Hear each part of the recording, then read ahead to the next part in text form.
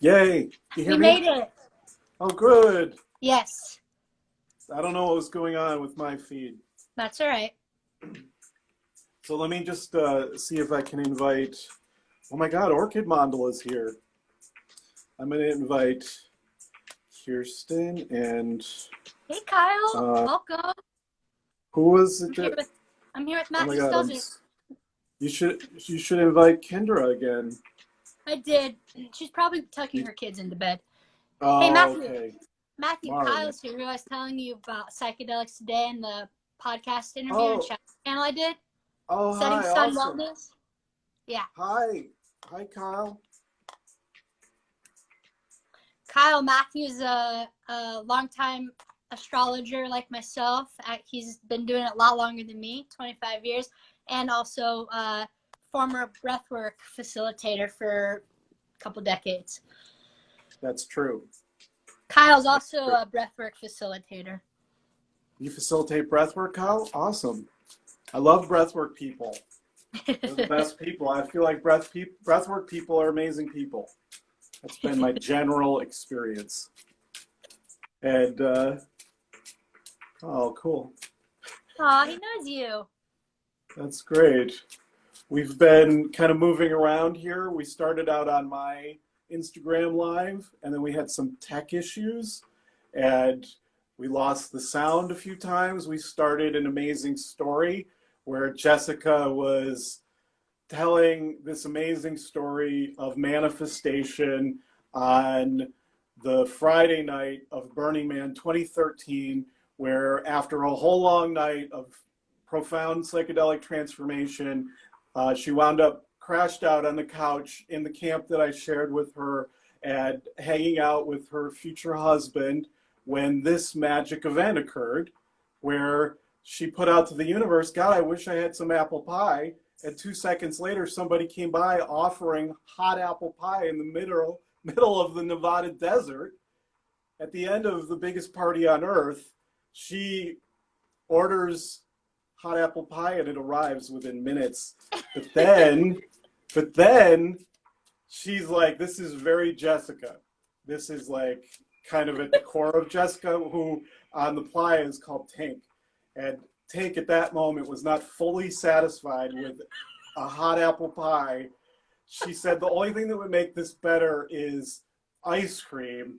And at that moment, within a couple of minutes, our next door campmates, who had a huge art car in the shape of a sheep, came by with ice cream, offering ice cream if she would only join in and dance to Ice Ice Baby. Ice Ice Baby. Ice Ice Baby got them ice cream, pie a la mode, and I invited Jessica to tell this story because I really wanted to have a philosophical conversation with her about how she interprets what the fuck happened there. Like, because it blew the minds of a bunch of people there. It's a very, like, to hear that story, like, to take that in, you have to have a certain way of relating to it, a certain philosophy or cosmology to even, like, could that really happen? How did that happen? So, what do you think, Jessica? Well, I definitely want to get into this philosophical conversation about manifestation, but one thing that moment of the classic Tink that's coming in for me is actually in Yes. regards to the state of oneness.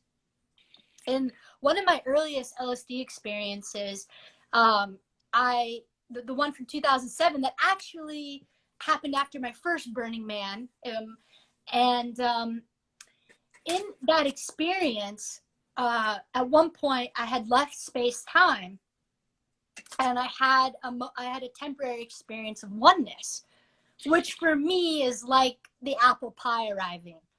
And in that state of oneness, I distinctly remembering after just what felt like a few seconds of being there, that I wanted more than oneness, that there's more than oneness. I want to go beyond oneness, and that oneness doesn't quench my thirst for knowing creation. And for me, it's like kind of tickling the universe and saying, like, come on, we got more than this, right? Like, let's get some ice cream with this. What could take this over the top? And in non-ordinary states of consciousness, I think oftentimes we can think that the destination or the end goal is oneness, Buddha womb, the void, whatever you want to call it. But actually, there are things beyond that. And I think that the universe really delights in our deepest participation with it in this co-creative process. Like, so for me, like, what manifestation is, which is easier for me to do after really good entheogenic experiences, because I've cleared out the channel, which is what happened in this experience the night before when I cleared out the channel in sacred spaces. How do you define manifestation? If we could have philosophical first principles here. It's the coming together of inner and outer. There's no difference between the two.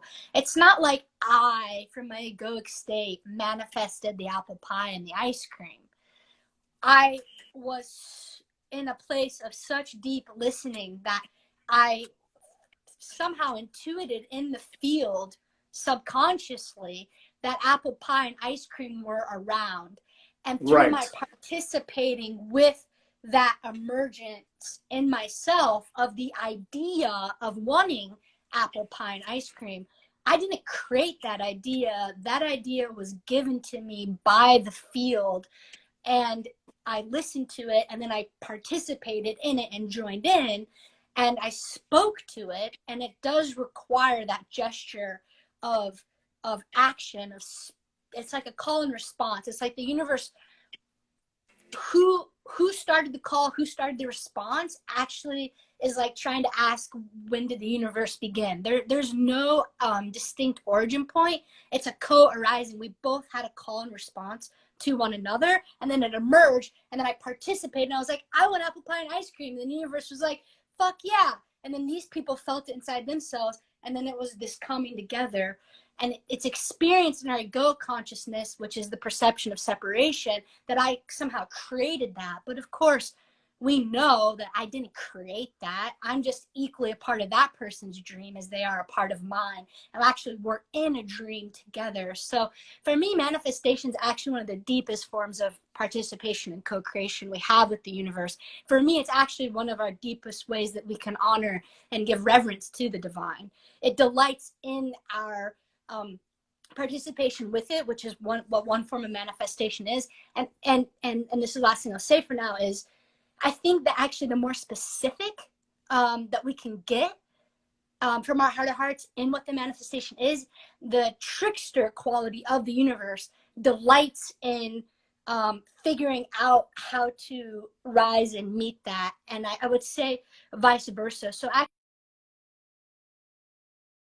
subtlety and nuance to manifestation that I think both myself and the divine is equally delighting in that moment of the moment coming together in physical form.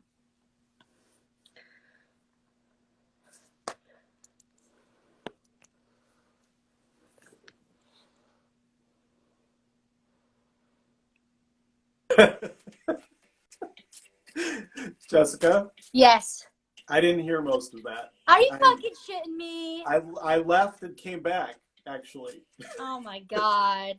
I'm not repeating it, Matthew. I think you already know what I said. Okay. You don't have to repeat it. I just don't know if anyone heard it necessarily. The sound might have. Manifestation download maybe didn't just come through. That was so amazing, but it'll be even better when you distill it this in a different way in a minute. It's okay, because I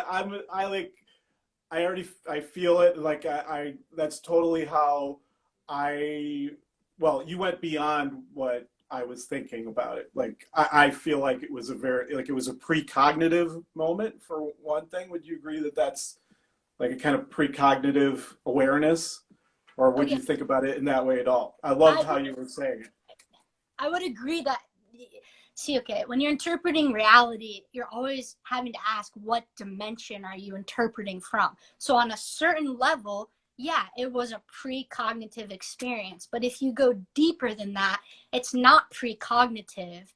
It's actually something I think, even more natural and organic, that we now call mystery and magic, which I do refer to it as mystery and magic, but really it's just being so at one with yourself and with your surroundings. When the inner and the outer come together in that perfect harmony, which we get moments of grace in life to experience, there's just a natural emergent process of harmony, and it creates a symphony. So it's not like I precognitively knew it. Again, it's a call and a response. It's like, how do you describe that? Oh, I can feel it in my body. How do you describe that? It's like there's an invitation from some higher source of, no. There is a potential waveform of a timeline where the apple pie and the ice cream and I come together, and we both in that moment were deeply listening to the same frequency or vibration, and by doing that we could attune to one another, and there was a joining together of our forces. Yeah, Kirsten's saying universal energy. That's a great way to describe it. And it's like, but there, to me, it's actually it's a very erotic form of lovemaking. Manifestation, I think, is one of the most erotic things that we can do in our relationship with the beloved or the divine, because it requires such a deep level of surrenderance and trust, but it's also a very creative process, so it requires action. It's not just a passive receptive thing.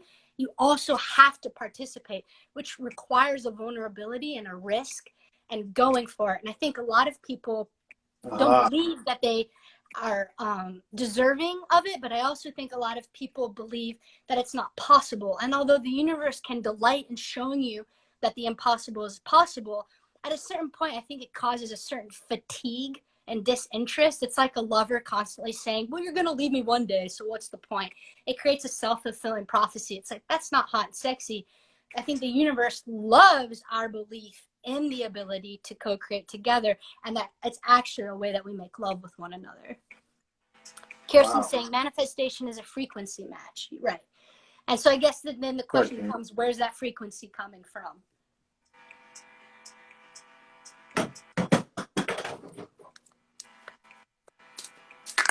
What do you think, Matthew? I'm just taking in what you've shared. It's I love it, because that feels, it feels real to me. A lot of that feels real, because the thing where you said it's risky, and it's kind of, it's that leap into the unknown. It's a leap into the mystery. Like, it's a willingness to be kind of playful with your surroundings and with life, like where you're kind of saying, wow, it feels like something extra magic could happen here. I'm feeling magic could happen here if I just let these words come out of my mouth. I don't even know exactly why, but something's saying I should say apple pie right now. And I feel like if I do, something awesome could happen here. It's totally not left brain. It's totally not, it's trans-rational, but it's definitely, I love the way you're talking about it as animal body, like complete communion with your environment, with the earth, all the people there, the music, the lights, all of it, like where you're at in your journey through Burning Man. It's all a part of that moment, and you're just like fully embodying it and being in it, like as a collective consciousness too, it seems. Like you're fully participating in the collective field of that whole burn, of the whole previous night and all that happened. And also this larger meaning, which is that was the day that your marriage the marriage timeline became real that night. And it needed some extra magic, and magic maybe was even orchestrated specifically for the marriage timeline. Yeah, you're actually reminding me of another really cool moment at Burning Man. I was like standing outside the porta potty. It was nighttime, and the stars were out, and I was talking about something, and someone was in the porta potty, and like they overheard me talking about the stars. And I was like, oh, I remember I said, oh, I just saw the best shooting star. And this kid came out of the porta potty, and he's like, I've never seen a falling star. I said, come on, man, all you got to do is look up. And he looked up and he saw his first falling star he'd ever seen in his entire life shoot over the sky in that very second. And for me, it's like, what is that? It's like, it's the coming together of this magical moment where it's like, for me, it's deep listening. It's like a really deep listening. I'm excited about a falling star. Someone else can feel the frequency or vibration of that. They get excited about a falling star. And it's like, of course it's possible. Of course the universe wants you to see a falling star. Just look up. Like, just participate. Just look up. It'll be there. And he, like, looks up and he's like, ah! You know? And it's just like, of course the universe wants you to see a falling star. Of course it does. Of course that it does. just conveys, like, the loving energy of the sky for, did you say it was a child? No. No. He was, like, probably in his 20s, you know? Oh, okay. Oh, wow. He's in his 20s and he had never experienced the magic of a shooting star. And he said that to you, which was his kind of risking just saying something, or he could have not said anything. Because you said, I just saw a shooting star. You said that? He just heard me ecstatic about a shooting star I had just seen, you know? And right. I was telling some story about it, you know? And he was like, I want some of that. Was he in the porta potty or he was in the line with you? He was in the porta potty and then he came out. But he heard you say that in the porta potty? Yeah. I actually, it actually reminds me of another porta potty experience at Burning Man. There's hey, another Julia. one? I just see Julia's here. Matt, you remember Julia from Deep in Your Astrological Practice? Wait, was she? Yeah, Deep in Your Astrological Practice. Oh, Julia was in there. I'm not positive if I had many interactions with Julia, but hello. Hello there. Actually, this was actually part of Travis and I falling in love with each other that same week. I had gotten a really big download on synastry and astrology that totally blew open my cosmology. And I can't get the overlays. How do I get one? I can't. It's okay. Never mind. Yeah, you can. Go down to the little smiley face. I can't find them though, Jess. They disappeared, Jess. It's okay. I don't it's know. okay. You're looking pretty good. You look pretty psychedelic. I look okay? Maybe it's still the same one. Yeah, okay. I think the lights look good. Don't worry.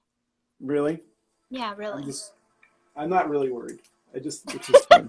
You just feel like left out because you want your. I just like playing with the overlays. It's okay. Oh. Yes. So I was having this download about synastry and like understanding the karmic dimension of it. That like it's already incredible that your birth chart exists, but then if you take into consideration that your birth chart with every other person's birth chart shows your karmic history and the gifts and the challenges of that relationship, that just should fucking blow your mind, that level of orchestration from the cosmos. Anyways, I was telling Travis about this when we were biking, when we got to the porta potties, and I was just in this like ecstatic rapture about it. And this kid came out of the porta potty and he was like, holy shit, man, I've never believed astrology was real. Travis was there for that too? Travis was there. Travis was there for that. Oh. And he was like, I'm a total convert. Like, whatever you just said, I don't even know what it is. You totally convinced me. He was like, how do I learn how to do astrology? And Travis was just cracking up. He's like, who is this chick? What is going on right now? Wow. That's amazing. I mean, I think, to me, what you're describing is kind of at the heart of Burning Man, but I mean, Burning Man is one example of what can happen when people believe in magic. Isn't that part of it? Like believing in magic, which to me is believing in nature. It's like believing and trusting that there's this kind of magic, playful. This is, we had this thing on my Instagram live a little ways back where I was having this interaction with this guy, Josh, and we had like a series of just major synchronicities that just unfolded while we were on Instagram, and he was like, they were pretty strong, and he was talking about it as a synchronicity, and also I think something about archetypes. But I asked him, do we have to call it synchronicity? What if we said that it's the universe is entertaining, and it likes to use our higher selves to orchestrate entertainment, and that's like part of what's going on. It's like a playfulness at the heart of nature that's really sweet and loving and creates these moments of delight. Yeah. Yeah. And I think the way that that shows up for each person is very tailored to that person's constitution. And just like a good lover knows what gets you off, gets you turned on, I think the universe really knows that about us. And so for me, I like to be tickled. I like to be You like to be tickled I like by to the be cosmos? spanked. Yeah, I like to be tickled by the cosmos. I like winks. I like to be spanked, like, yeah, sexually, but also not sexually, like, like, haha, like that spanking energy. And I feel like the best moments in my life where I can hear the universe, the way it's communicating to me feels like it's tickling me, it's winking at me, it's spanking me, because that's what I like. And I think each person has whatever their version of that is. And I feel like when that's happening, like the universe is directly speaking to me. And those moments are what allow me to keep going in the matrix and fucking handle being human and dealing with this absurd reality that we find ourselves in right now. And I feel like it's the universe's way of being like, don't worry. Don't worry. You're real. I'm real. And it's going to be okay. Yes.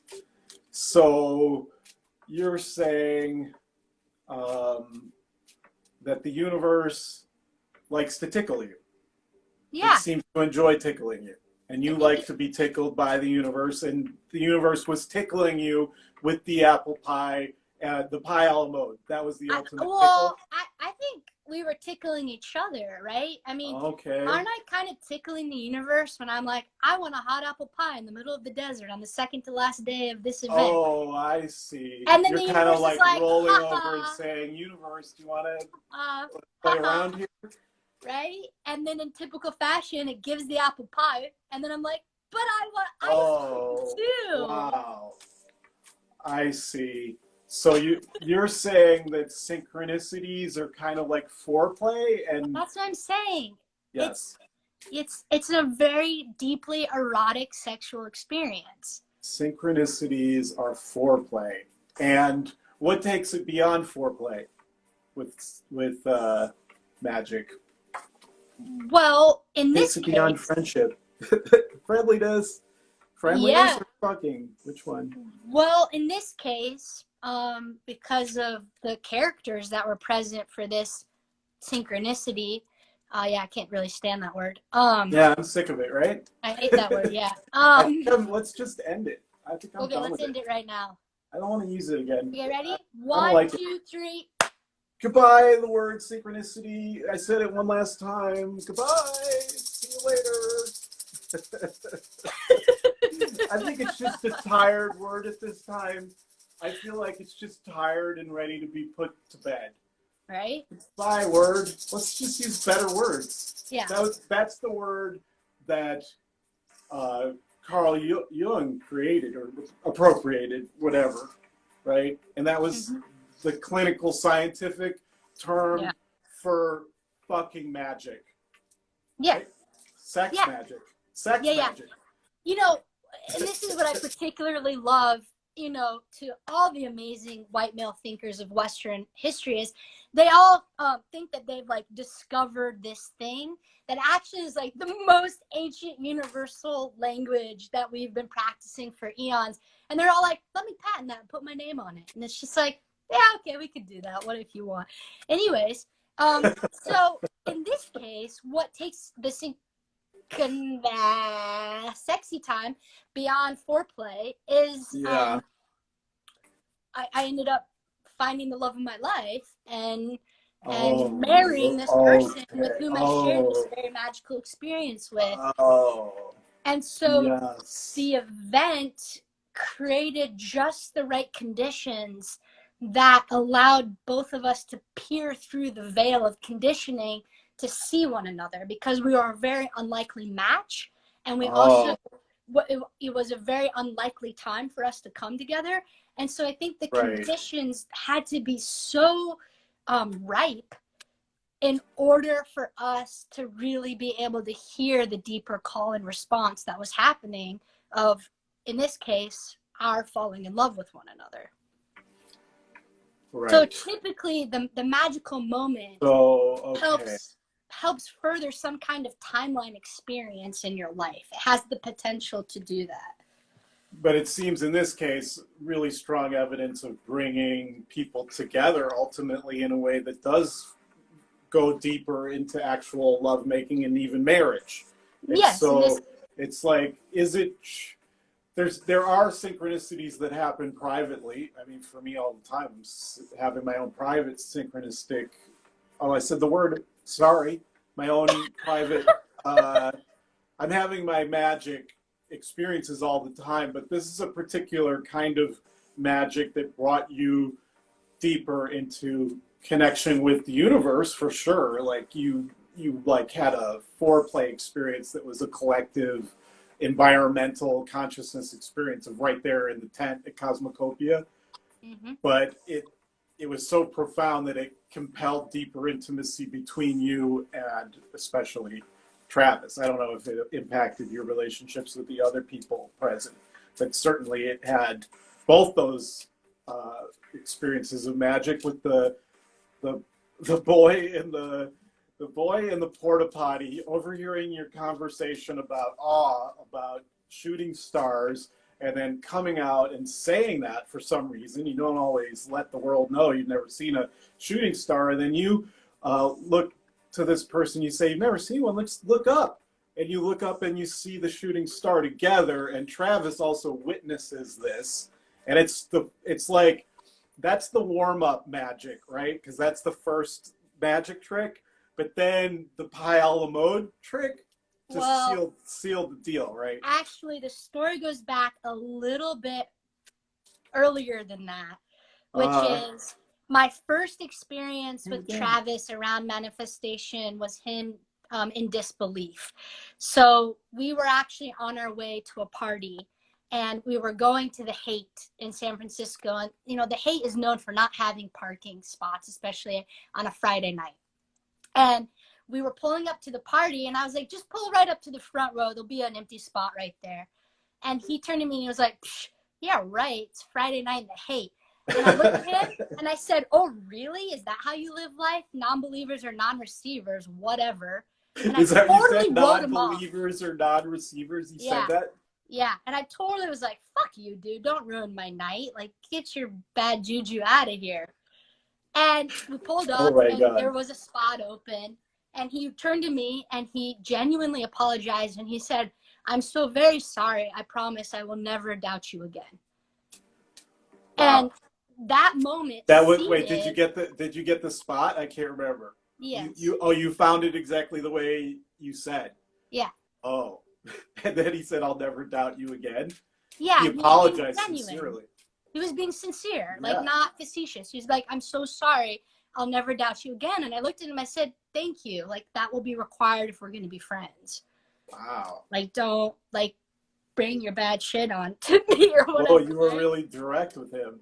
Yeah. So that was it was offensive. How long before this burn, that pile of abode moment was that? That was 7 months before. Wow. Okay. So that's the first magic trick that he witnessed with you, partly because you believe in magic. He was fortunate to be with someone who believed in magic enough that magic came. And then 2 big times at Burning Man, culminating with the Pi a la mode magic. Yeah, and this is, I think, really important to take in on a personal human level, is magic. At the deeper degrees of magic that we go, it requires the full participation of all participants involved. And naturally, we all have hesitancies in life because we've been hurt, because of our conditioning, whatever it may be. But in order for full magic to happen, everyone needs to be in a clear channel state. And so because we had this first experience, and Travis is the kind of person who takes seriously life and what it is that he's receiving from life, he genuinely, in the next moment that there was magic, was a willing full participant.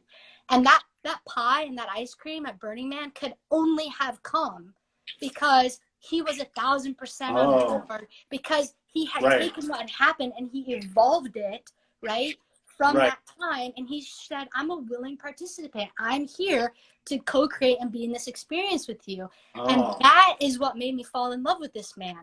It's like, holy shit, you are an evolutionary being who deeply listens and cares and are tracking something that happened 7 months ago at a party and are realizing that this moment is the same archetypal moment as that moment, except way better. And you're like, hell yeah, I'm fully in. It's actually a rare person who can do that level of participating, because I think a lot of us carry shame and carry trauma that prevent us from being in our full playful selves. And that's completely understandable. Right.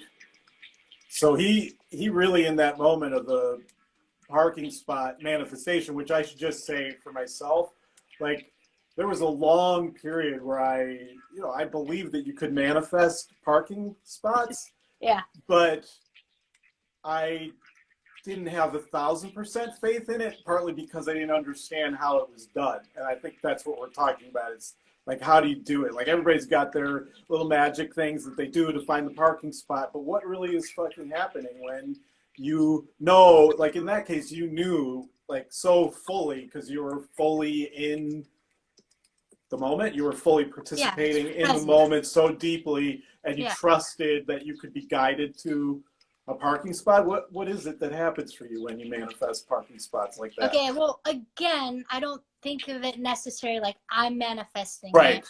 Right. It's a deeply felt intuitive experience. Like, the Piscean Neptunian part of me is like tuning into a vibration where I'm like, oh, I can feel it. Like, I feel it in my body. It's a very visceral, real experience. And I'm like, oh, I can feel there's a parking spot open.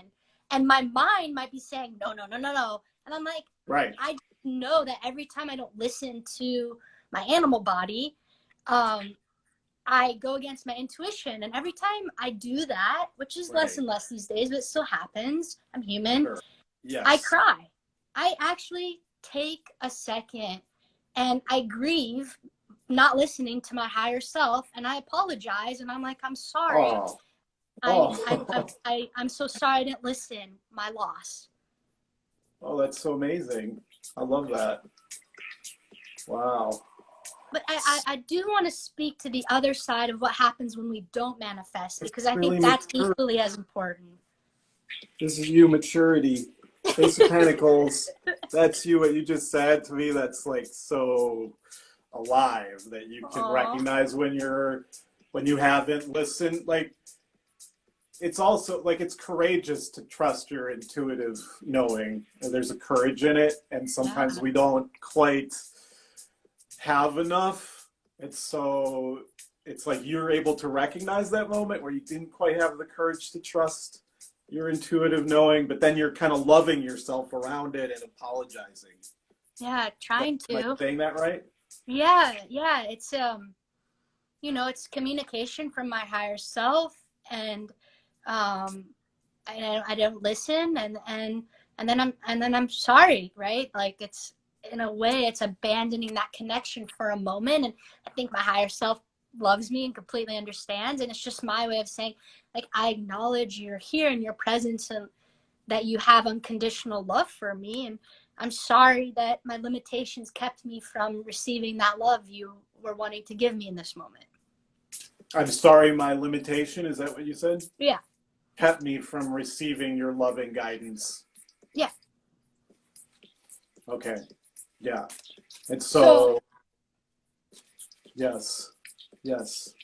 So we're saying about the parking lot, the parking spaces. Yeah. Is that what you're about to say? I can't remember. Can we talk about the other side of manifestation, like when it doesn't happen? Yeah. How to be with that? Because to me, that relates to the maturity card as well. Okay, great. Okay, so I think this one catches all of us up. It catches me up. So, like, okay, we're going in. We really want to manifest something. We're praying for it. Our intention's there. And it's not happening. It's not happening. Even something as simple as, I didn't get the parking spot. Oh, what does that mean? And it can feel disempowering. You can feel powerless. You feel like the magic isn't there, the magic is gone, or you jinxed it somehow, or you're asking for too much. You know, you're somehow not attuned and overstepping in some way. Right. So this part I think is a little more nuanced and tricky to describe. But for me, it's like when my intention isn't happening clearly in the moment, like the way I think it should be, I try whenever possible to stop and widen my frame and go, wait a second, I think there's something here I'm not seeing. My vision is too narrow and fixated, and I'm actually wondering if, maybe like my egoic story has gotten too caught in this, and I'm actually needing to see something that's outside of my frame of view, and that if I come back to the present moment, there's actually something else here that's trying to happen that could either A, be getting me to what it is that I want to manifest, especially if it's something bigger and, you know, more important to us than obviously a parking spot, like a job or a relationship. But I think part of the difficulty is oftentimes the messages don't come through in the way that we think they should. So we miss them. And so when I feel like I'm missing something or it's not happening, I'm like, okay, I need to find some way to get out of my locality and come back into the deeper fabric of the present moment. I think things like tarot can help us do that, conversations with friends, looking at our astrology chart. Like, there's a lot of ways to do that. But usually for me, it's because there's something else that's trying to happen that, like, I don't, in my rational mind, understand in the present moment. Right. I guess I feel myself going back to how you were describing the situation with the pile of mode and the shooting star.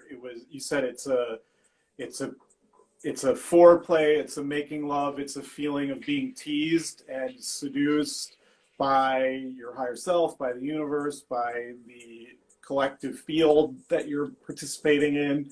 And I think you're basically describing what Burning Man calls radical participation, and that's what you're really learning the skill of at Burning Man, I feel, and what you're kind of training for, I think, if you're going to have the ultimate magic experience there. It's radical participation where you're not trying to create something, you're surrendering to a larger force of creation that wants to use all of the moving pieces to bring magic into the collective that's perfectly put. Yeah.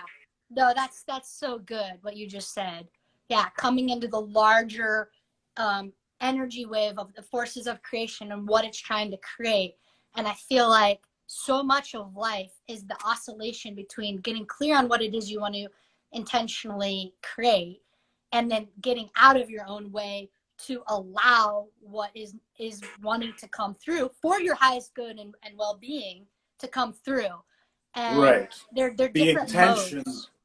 The intention comes from like our ego claims the intention. I have an intention that I'm going to manifest something, but it's actually more of a gentle kind of communion that brings the intention from a higher source, and then you kind of participate in the intention. Is that right? Yes. You're participating in an intentional thing that's part of something much larger, because you're playing a part in lots of different dances with other people and larger missions.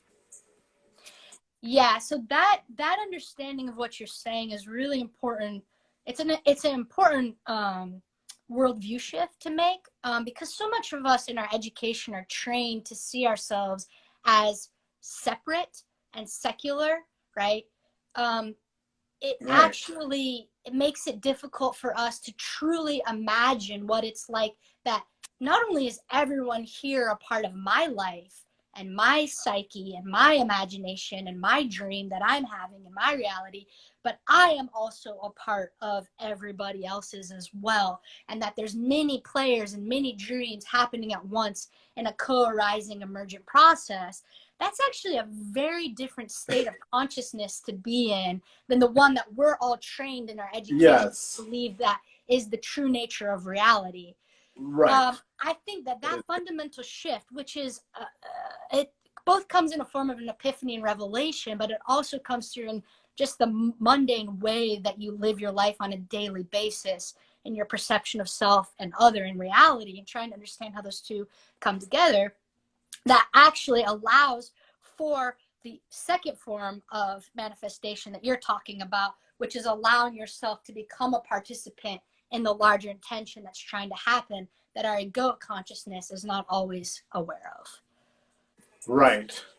And I think that's kind of the difference between like your own personal magic and what they would call like ceremonial magic, or where you're actually working intentionally with other wizards to do a larger manifestation, which is where you get a kind of intentional group consciousness that also has a larger intention. But if it's coming from an egoic place of intentionality, it can be really problematic, as opposed to where you are surrendering and allowing something to transform and become a larger intention that's not coming from any one individual egoic construct.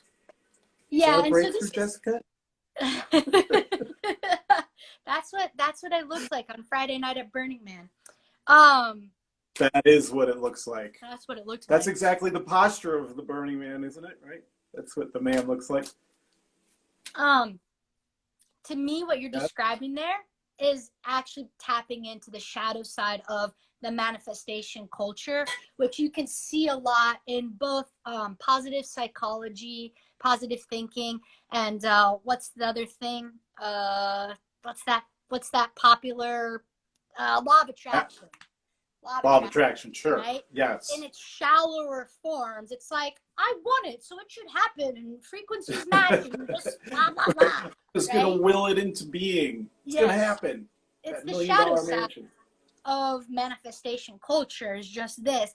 And this is actually the shadow side of much of our culture. It's like, it's really hard to see when our egos start to get involved in a way that starts to twist and distort something that maybe was at first coming from a more clear place in ourselves, that then gets distorted, or maybe started off as distorted.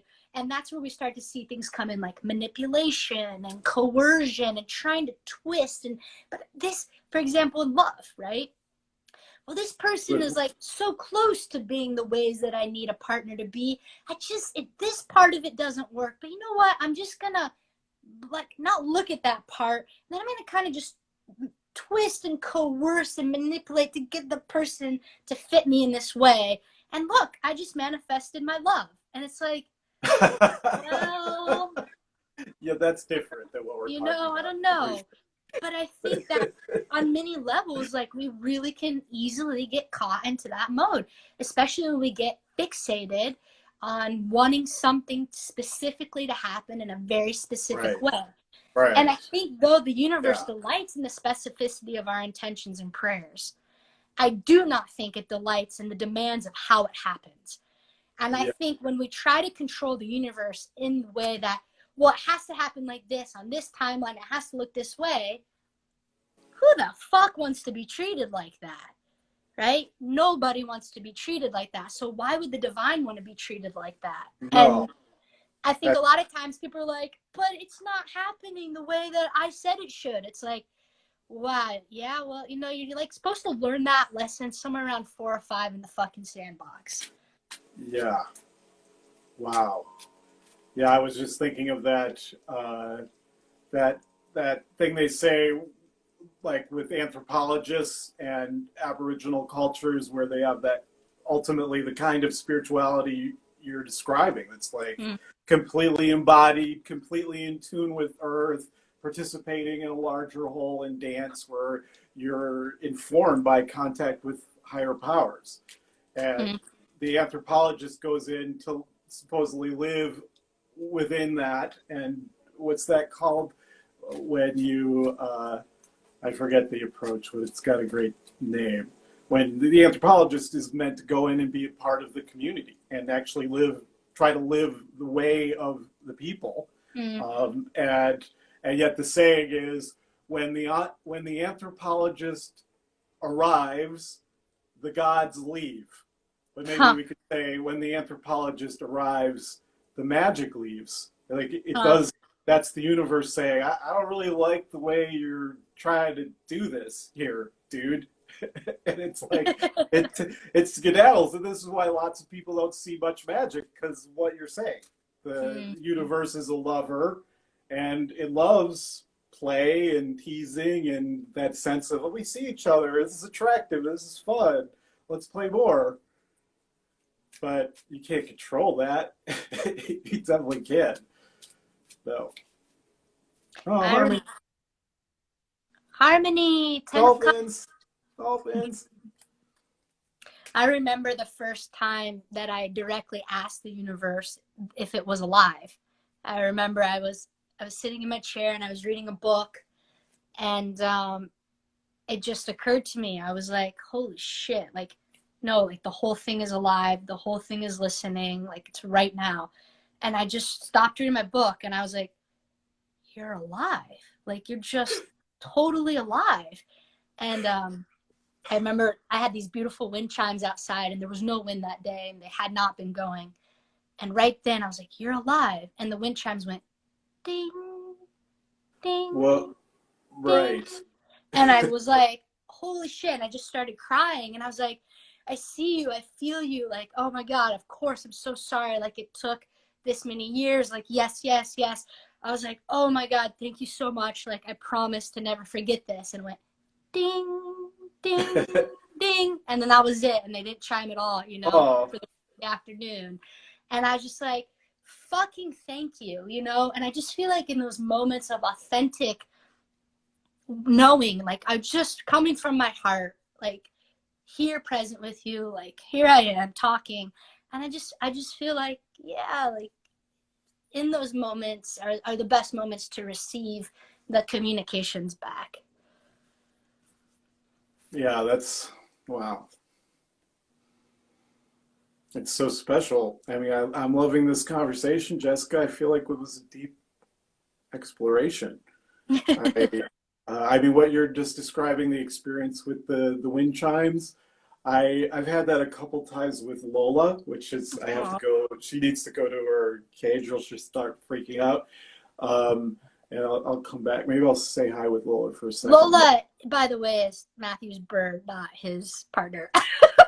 Right. Yes. Lola is a bird.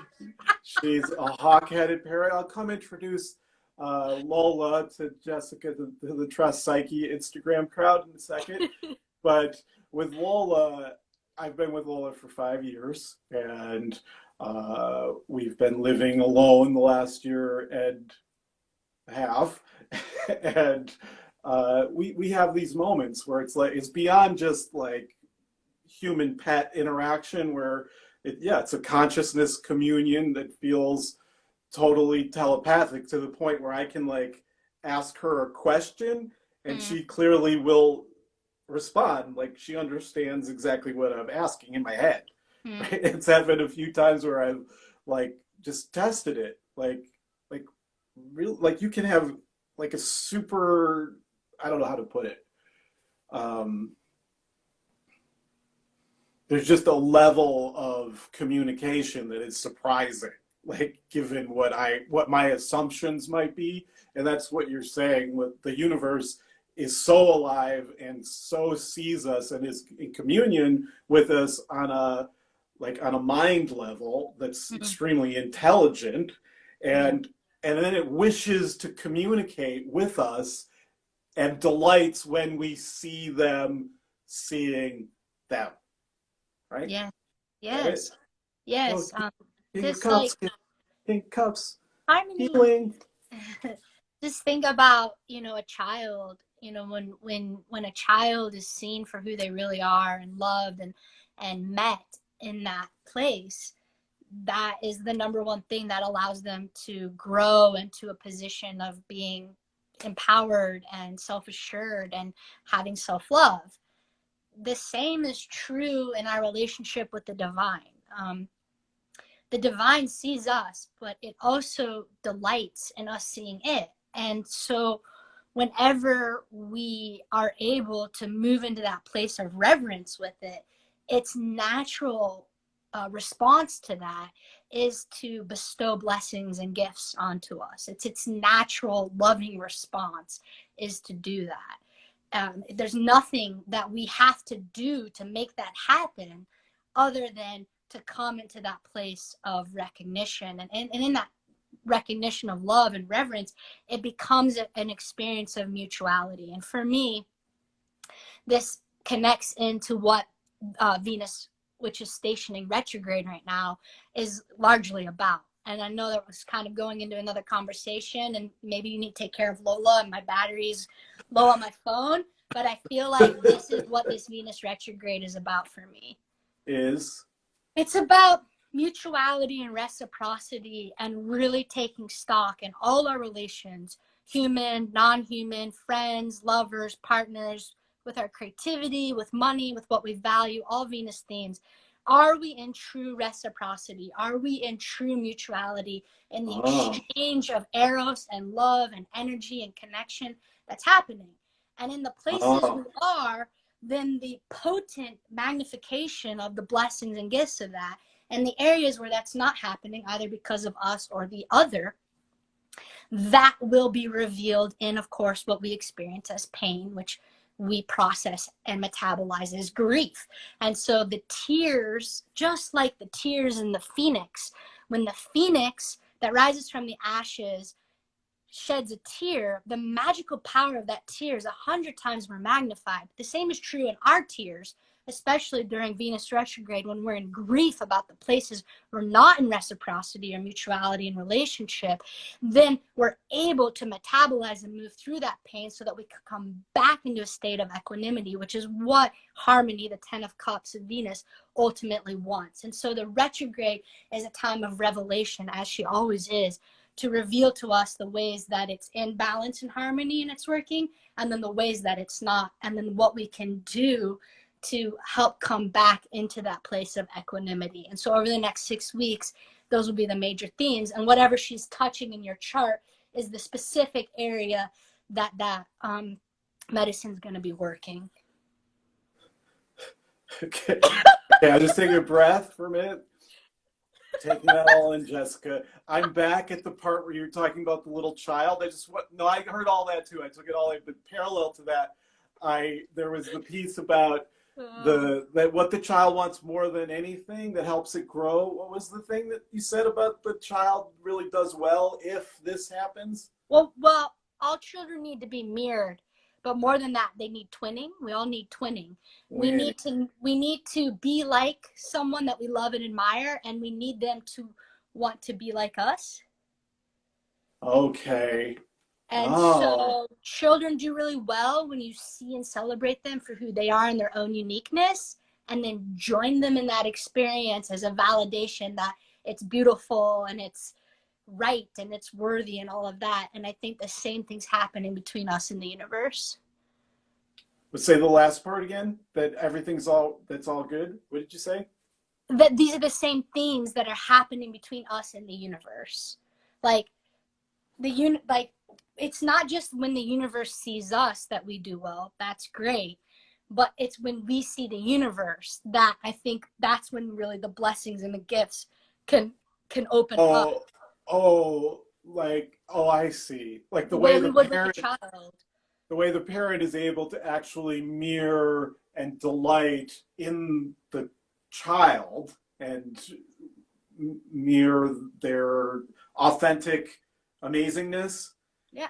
That if we're able to do that with the divine, like you're saying, that it's like the divine child really loves it when we see their amazingness, and then they create magic to show you how awesome they love it. Yeah. Is that true? Yeah, like the universe, we're not just the universe's children, and we're not just the universe's lover. Like the universe is also our creation. Like it's creating us and we're creating it. So it equally delights in a way that we would, and children do, in being seen. And I think that's a big key to manifestation. That's a big part of it. It's seeing the universe. That's why it's a deeply erotic experience. Being a lover of the universe, which brings us back to the whole idea of at the beginning of this whole conversation back on my channel, we were talking about how it's great to be able to crack yourself up. Like you find yourself funny. Finding yourself funny means being able to love yourself, like love your flaws and your weirdness and your mistakes, and find them fun. and then this is also what lovers do for each other. Like, and it's also about seeing and delighting in the unique inner child of your partner, right? Like you're able to really heal each other's inner childs, and that seeing that is also magic. And okay. Something like that. Have we figured it all out? Did we figure out a theory of the universe? I think we figured out our theory of the universe. Did we come up with a cosmology devoid of synchronicity? Oh my God, I just realized the thing that's so awesome about it is you sound different. Like you sound like you're in a you sounded like you're inside a helmet. Hey everybody, I'm here on the moon. Let me give you a rap. Boom, boom, boom. Chicka boom, boom. The moon is devoid of synchronicity. You're up on the moon and there's no synchronicity up there. Jessica reporting back to the Earth. Houston, no synchronicity up here. We thought there might be. I have to get Lola. I'm going to just get Lola. We're going to say goodnight to your channel, Lola and I. And then this has been amazing. Jessica, so fun. Your first Instagram Live. This is Instagram Live, man. This is my first time here on Instagram Live. I think, did I pop your cherry Instagram Live? That's what I was going to say. I couldn't quite say it, and I felt like you couldn't quite say it. And then... I know, that's what I was going to say. You totally popped my Instagram cherry live, my live cherry. and what I have to say about that is... Yes. You've been telling me you popped my Burning Man cherry. That's what you did. I did. Jessica took me to my first burn in 2011. So, I mean, not quite the same.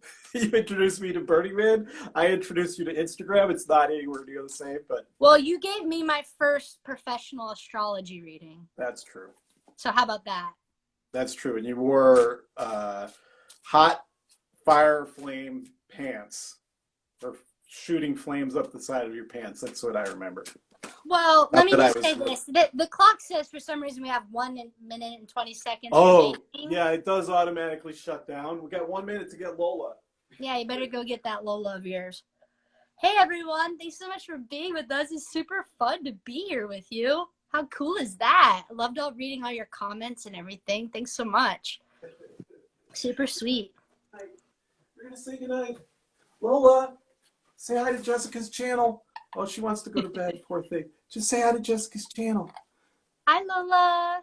Thanks for letting Matthew spend some time with us tonight. I know you don't always enjoy sharing him. That's true. Good job, Lola. You're really working on the harder parts of your Venus-Pluto aspect. Yeah, that's good. Good. You ready to go sleep, Lola? She's a little bit like, what the hell? She was in the dark, and now the light's shining all on her. Okay. All right. Sometimes the light's We'll let you go. On me. There she Love is. you, Matthew. Oh, see, that's it. Good night. I love you. It's been so fun. Really hey, fun. everyone. It's been fun hanging. Anybody that's still watching. Yeah. And then for all my people, check out Matthew at Tara and Lola.